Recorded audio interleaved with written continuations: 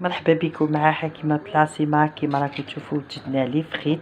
انا حين نقلوهم نديروا خبزه تاع البطاطا ونوريكم واش انا حين نزيدو نديروا لها هاد البطاطا.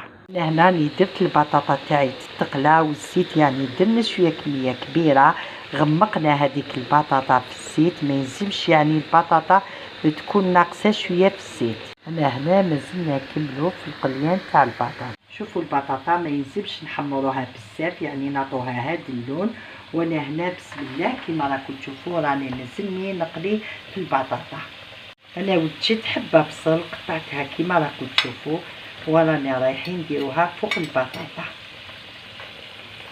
جت هذه الرشه تاع المعدنوس وزوج حبات بيض بسم الله، ورانا رايحين نديروا الملح.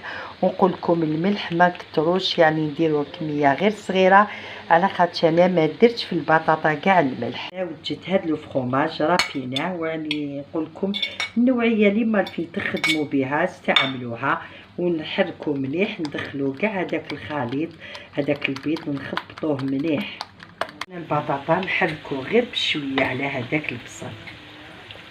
شوفوا البطاطا اللي في المقله ما نحوهاش، نكملوا هذه اللي نحيناها نكملوا كاع نحطوها قبل ما نديروا الخليط تاعنا.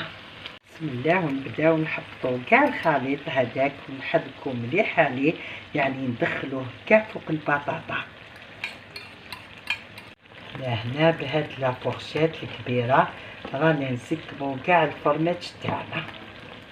شوفوا البصل تاعنا ما تحرقش كيما راكم تشوفوا، ونزيدو نخلوها تتحمر ونوريكم هاد الخبزه حاضره في صحن التقديم.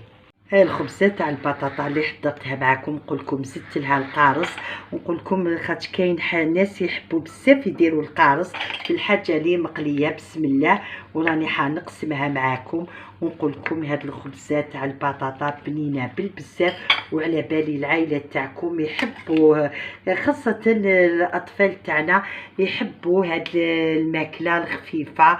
والبطاطا كي تكون مقليه، وانا هنا يعني حضرتها للعائله تاعي، وان شاء الله انتو تاني تحضروها ولا درتوها تاكلوها بالصحه. وما بقى لي غير نقول لكم ديما تهلاو في صحتكم وفي امان الله.